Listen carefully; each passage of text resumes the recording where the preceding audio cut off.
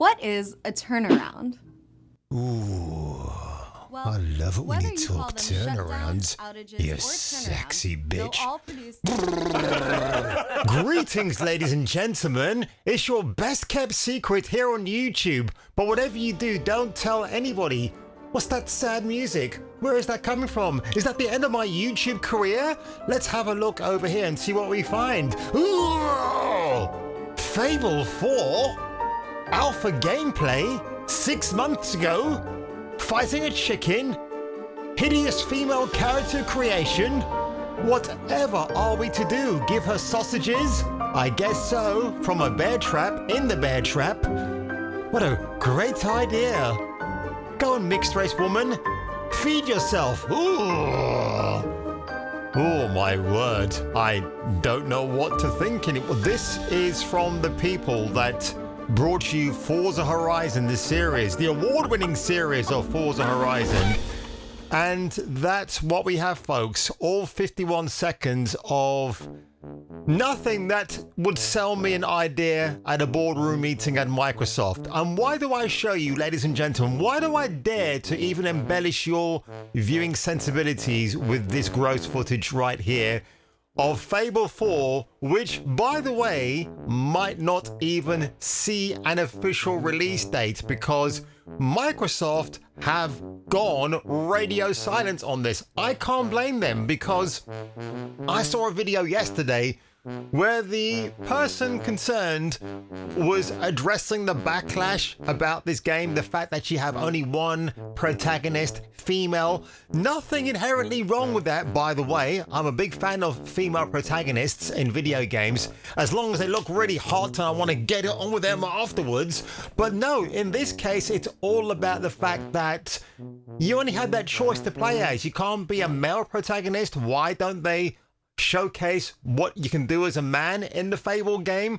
And why can't you get customer characterization? Yeah, even this footage I just showed to you is the refined look of the actress Lily Nichols in the guise. Look, it's not her fault. I mean, Richard Ayoade's in this game as well for some reason. I mean, that's what they wanted to do. They wanted to go that specific female choice. She ain't big on top in terms of cleavage. I guess they're taking after the actual accurate mocapping of the female actress right there, because again, when all that furor, all that haha about Stellar Blade, there's no way that Eve can look like that in a futuristic technical world.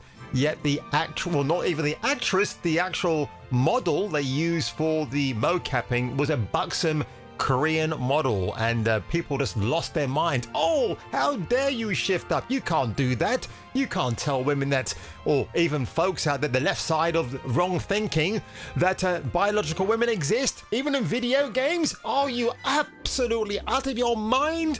Well, do you know somebody else who is out of their absolute mind? It's yours truly right here. But I wanted to share this story with you today, folks, regarding the R-rated Fable 4 game we should have gotten, but for some miraculous reason, it never happened because Uncle Phil Spencer made sure that that was never ever going to see the light of day. In fact, when I get into this article, it's even more absurd and more disbelieving that I can't even actually, I have to compose myself when I say this to you. Ubisoft, yeah, Yves Guillemot were in talks of Peter Molyneux to buy the Fable franchise off them. Never happened because Uncle Phil and Co got right in there and made sure Ubisoft would never get their grubby little French hands on that franchise. Then again, this was peak Ubisoft, who could have done some great things with it. But I guess we'll never know, folks. So without further ado, let's get into this video today. Massive weapons. wanker. Yes, hallelujah, it's the video show. And now, the man the BBC calls Jason King on Kung Fu Hot Dog. So I want to make it very clear here, folks. This is a very old article from Stephanie Nunley Jackson from 2016, but it is interesting. It's actually very cool to bring this story up. So Lionhead, the original people behind the Fable series, after Fable 3 didn't do so well, this is where trouble and shit really did hit the fan. So Lionhead wanted to make a darker, grittier Fable 4 instead of the 75 million Fable Legends, which I think wasn't very well received, because then we're talking about 2012, I believe, where Microsoft wanted a live service model. I think people forget that when video games came out, they were handheld games. Not live service, play with your friends, all that bullshit. Not everybody likes to play with their friends online. So Lionhead Studios pitched a mature rated Fable 4 project set in an industrial age to be developed by using UE4, yeah, Unreal Engine 4, but it was rejected by Microsoft, which had switched the IP over to a games as a service model. I can't wait to see how that went. This apparently was going to have Jack the Ripper in that setting. Obviously, when we had Assassin's Creed Syndicate with the Fry twins, we got Jack the Ripper in there, which I thought was fantastic when Ubisoft hadn't lost their mind at that moment in time. But let's oh, here we go. So we wanted to hit the late Victorian proper far out Jules Verne shit, said McCormack. That's John McCormack, adding the game would have been using tram cars and flying machines. Those magnificent men in their flying machines, they go uppity up and they go down to you down. Yeah, a great film, by the way. It would have been darker and grittier, R-rated, would have had prostitutes and humor. I think those two go hand in hand. So again, already when I'm reading this, you can probably see why gay Phil Spencer and even gayer Sarah Bond must have had a problem with this at the time. Hi, I'm Phil Spencer. I go by him, her pronouns, and so gay. I was like, man, this is going to be effing brilliant, and everybody was really into it. Bowerstone in the original Fable was a small town which, as the games progressed, grew into a large town with the release of Fable 3. In Fable 4, Bowerstone was London, with Jack the Ripper walking the streets as a Balverine in disguise. The game would have relied on British mythology, Dr. Jekyll and Mr. Hyde, but under Ubisoft's guise, it would have been Mrs. Hyde, would have been present in the game with a Fable twist. Adding to the weird effed up London environment. I like this John McCormack guy. He really likes to F and blind the lot, actually, which is pretty cool. McCormack and the rest of the team at Lionhead wasn't pleased with Microsoft's dismissal of the proposal. He said this was one of the reasons he left in 2012 and formed Another Place Productions. It was like, you've reached your cap of players for RPG on Xbox, and you need to find a way to double that, and you're not going to do it with RPG. I thought, yes, we can. Which proves, again, that Uncle Phil Spencer pretends to be a gamer, but isn't a gamer, but in fact is just probably gay on a Sunday. I said, look, just give us 4 years, proper finance, give us the chance Mass Effect has, Skyrim has, the games at the time. They're getting 4 years and a lot of budget. Give us that and we'll give you something that will get you your players. Nah, you've had 3 shots and you've only tripled the money. It's not good enough. F off. That's what I was annoyed about. Now what's very interesting, because there's another article that this actually springboards from Wesley Yin-Paul when he worked at Eurogamer back in the day. Obviously he's with IGN now. But this paragraph I'm about to read to you folks is from Lionhead Studios. We talk about toxic culture in video games within the actual making of a video game. I'm talking to you, Rockstar. And I thought, I was looking at the word Ripper to look at Jack the Ripper, but then he brought up stripper. And I'm thinking, what's this? You've got me really intrigued. So they're talking about an employee here at Lionhead.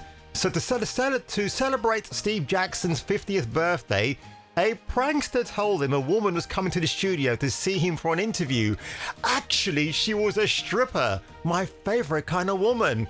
She stripped off and started singing to him, Andy Robson said. She was an old bird with massive boobs hanging out. We were all around the other side of the building like little kids, peering through the window so you could just see her. Oh my god, mate, that was hilarious. That was funny. He was like, why have you got a camera and that's in here? We said it was for mocap or something to do with Black and White. Black and White was a short film or films to do with Fable, if I remember that correctly.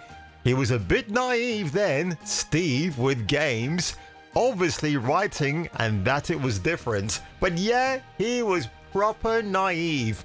Lionhead Christmas parties are the stuff of UK game development legend. Staff remember turning up at some tent in a field, 7 o'clock in the evening, and seeing some of their colleagues lying on the floor passed out. One artist is remembered for spotting his reflection in the mirror and shouting, "Who are you looking at?" before punching himself in the face. This sounds absolutely hilarious.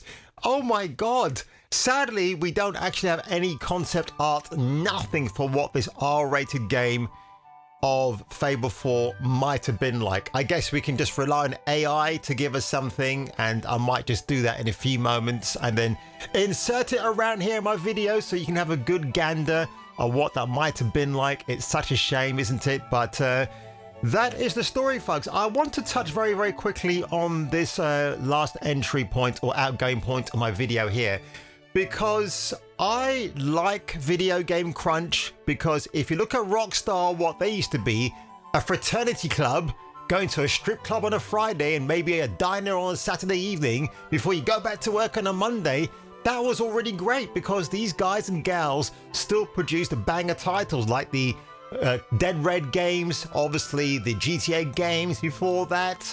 And now you wonder why GTA 6 is getting delayed, because they obviously went through an HR reshuffle. I'm Rob Spampanato, Director of Human Resources for Rockstar. You can't be toxic anymore, you can't crunch employees to death, and for some reason now, despite all those measures in place, their game is still being delayed. I'm going to say right here, I'm going to say it again in a future video, but when GTA 6 is officially released, and I don't mean on whatever date they plan to do in November, I'm talking about before in other sections of the world, mark my words, and you can clip this one to, if you wish, turn black and white screen. Here we go. Scalpers will charge up to £2,000 for a genuine copy of GTA 6 before its official release date. For the time being, we think it's going to be November 2026. And will people pay that kind of money? Of course they will, because people are stupid. They'll lose their minds. Once you pay up to that sum of money for a game that's not yet officially released, what are you going to do afterwards? It won't come with any software update at that point in time. Yes, it's a legal copy of the game, but you're illegally buying it, aren't you? But on that one, folks, conspiracy theories aside, I hope you enjoyed this look back at what could have been with Lionhead before they got taken over by Playground Games, the people that are now using that engine for their racing cars to make a fantasy RPG that has gotten so many bad reviews in terms of reactions online that I can't see Fable 4, the brand new coat of paint, going anywhere but downhill. And I will catch you catching me, my lovely simpletons, for the return of the next video.